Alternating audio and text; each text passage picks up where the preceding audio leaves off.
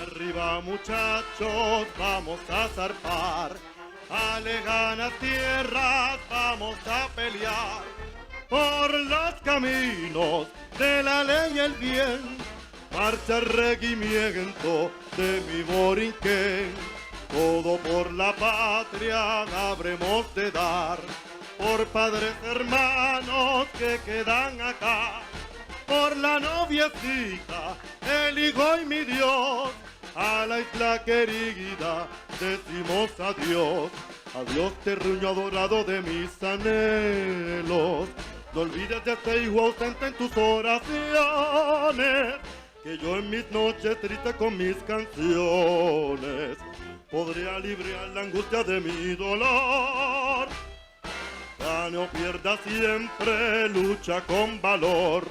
Nuestro regimiento se cubrió de honor en 1000 batallas, 100 batallas, 100 siempre cara al viento, marcha regimiento de mi Borinquen, de mi Borinquen.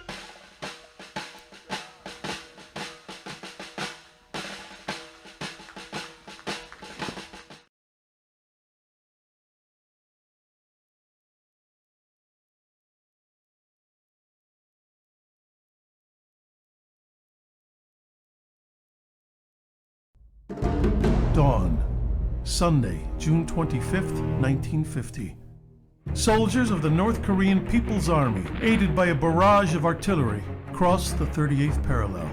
Escalating tensions between North and South were now plunging the Korean peninsula into all-out war. Within days, the South Korean capital of Seoul was captured. The invasion caught the United States off guard. Obligated to its fledgling ally in the South, the U.S. hastily regrouped, preparing to send a force to meet the onslaught from the North. A shell of its World War II power, the U.S. military was met with early setbacks and driven to the extreme south of the peninsula, to the port of Pusan, where they would make a final stand and wait for reinforcements from home. Among those reinforcements were men of the 65th Infantry Regiment from Puerto Rico, known as the Bucaneers, in tribute to the island's native name. The Puerto Rican unit had participated in the First and Second World Wars, but had never been truly tested in battle. The men were immediately pressed into action, attached to the Army's 3rd Infantry Division, and taking part in the breakout from Pusan and drive north. Following General Douglas MacArthur's daring invasion behind enemy lines at Incheon, the North Korean assault disintegrated and Seoul was recaptured. The momentum turned and the Allied forces pushing north, victory appeared within sight. But hopes of victory soon met cold reality in December 1950 in a remote part of North Korea near Chosin Reservoir.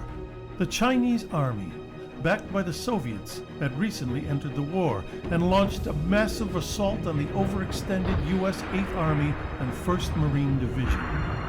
In one of the epic battles in American history, the completely surrounded Americans slugged their way towards safety and evacuation at the port of Hungnam.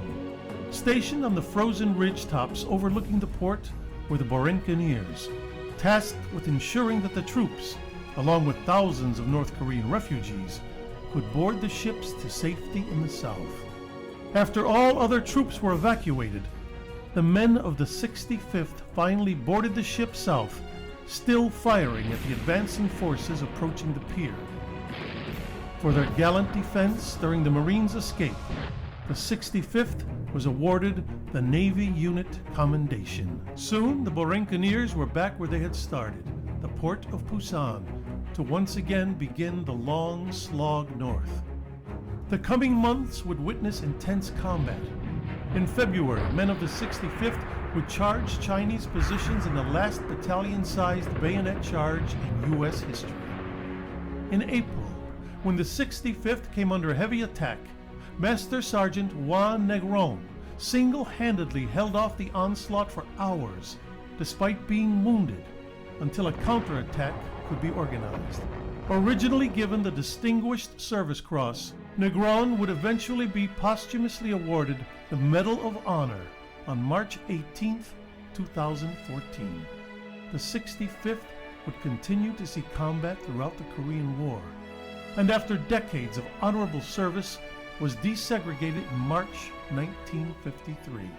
Following the intense Battle of Outpost Harry, the men of the 65th returned home and the unit was deactivated. Nearly 600 men had been killed and 2,100 wounded, making the Korean War the bloodiest conflict in Puerto Rican history. Like the legendary Tuskegee Airmen and Navajo Code Talkers, the Bucaneers proved through countless acts of valor that Latin Americans were just as able as their fellow soldiers across the U.S. Army. Their legacy of service, most notably cemented on the battlefields of Korea, was finally recognized in 2014 when Congress voted and President Obama signed the law awarding them the Congressional Gold Medal. Please welcome veterans of the 65th Infantry Regiment from the Korean War, the Borenkaneers.